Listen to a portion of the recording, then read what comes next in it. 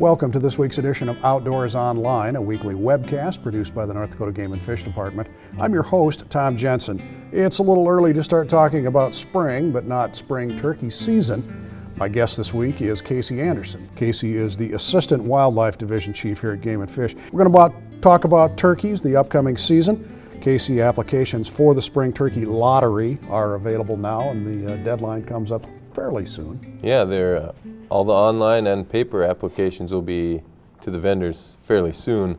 They're all printed, but the application deadline is February 11th, so people want to start thinking about where they want to go and get that stuff in. Turkeys are one of those species, I guess, that aren't really affected by harsh winters or mild winters. We've had a fairly mild winter so far. How are our populations doing in general? The population across the state is fairly stable compared to like what it was last year. It's going to be pretty close. And we've had an easy winter, which definitely doesn't hurt so far. We had some cold weather to begin with, but it's been fairly open as far as snow cover goes, so that always helps. Turkeys have a tendency to find food in some farmsteads and things like that, and so they're pretty resourceful when it comes to bad winters. And we're mainly looking for good spring conditions to pull through the hatch and brood rearing. So. Sure. What constitutes a good spring for turkey? Well, you want to have a moderately, you don't want to be too wet and cold because that affects the survivability of the broods, the chicks.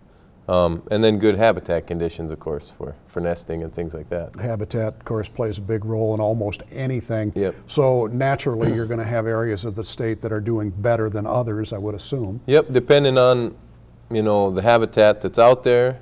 Some habitat has been disappearing over the last few years, CRP going out and things like that. And so you are limited by the amount of habitat you have and then the quality that you have, depending on, if we got good moisture, which we did get pretty good moisture last fall, and so things are looking good for habitat that's out there to be in pretty good shape as long as we don't get too dry or something right away in the spring. But let's talk about the spring season, actually, that opens, I believe, in April, and then talk about some of the rules and regulations and things.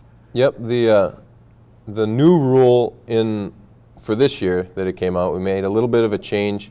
They'll have to shoot a bearded turkey or a male turkey, because in some cases, the jakes can be pretty small and not have a visible beard, but they'll be strutting or things out there, so you'll be able to tell that they're male. There are hens occasionally too that have the Yeah, there are hens that occasionally have a beard, and so to distinguish and tell those apart sometimes gets hard when they're just walking past you or something. Right. We should say now that this is a toms only season, with that exception that you just explained. Yep, it's geared to toms only, and that's because you can typically take out the toms and not affect the population that much, because one tom will breed numerous hens, and so you can take out the excess.